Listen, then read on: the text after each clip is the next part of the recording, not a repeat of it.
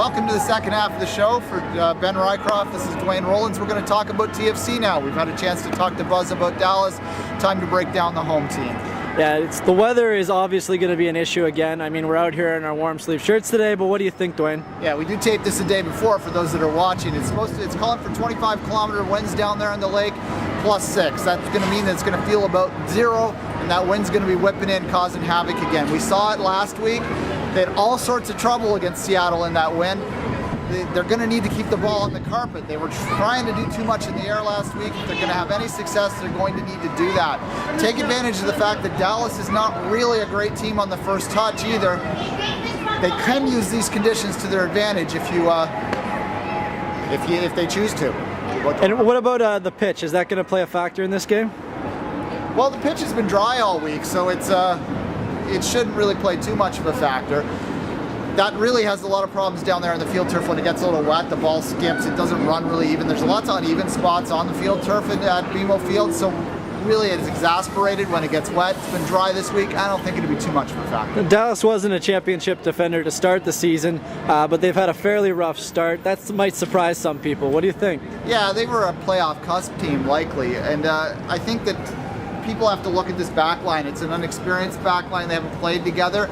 And it makes sense that they're struggling a little bit early, but I think people are a little surprised at how much they're struggling. They're the worst team defensively in MLS right now.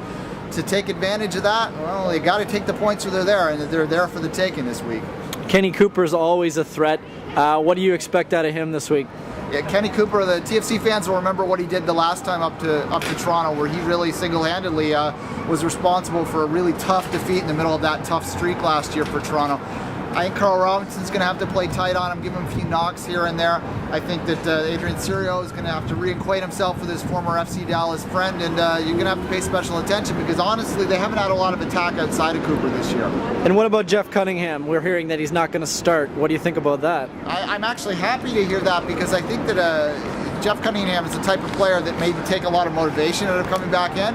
He's been struggling to fit in down in Dallas, as we heard earlier. Again, Toronto fans won't be too surprised about that. He had trouble fitting in here. He can be a streaky player. He's a moody player. You don't want to give him over too much motivation, and I know the Toronto fans are going to be awfully interested in giving him extra motivation tomorrow. Now, speaking of struggling players, on the TFC side of things, Chad Barrett is certainly having a tough go of it. What do you think?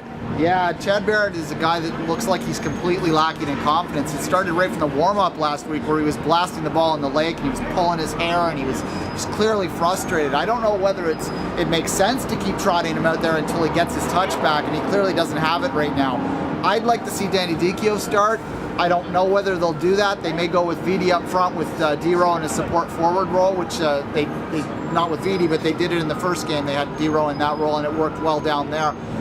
Dichio is a player in the later years of his career, clearly, that likes to beat people up and can get in there for 20 minutes at a time, so he may come off the bench again, which he's played remarkably well so far. So will Chad Barrett even start?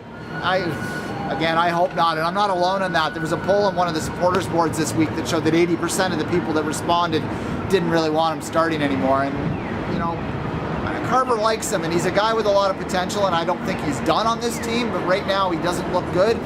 I don't think he'll start, and I don't think he should. And what about predictions? What are you calling? They should win this one. They're at home. They're going to be angry from last week. They should be angry about last week. They've been practicing outside all week, preparing for the conditions. Dallas, meanwhile, is awful form. They were practicing at 80 degrees weather in Dallas. They're going to come up here in the springtime in Toronto, and it's going to feel like the Arctic to them.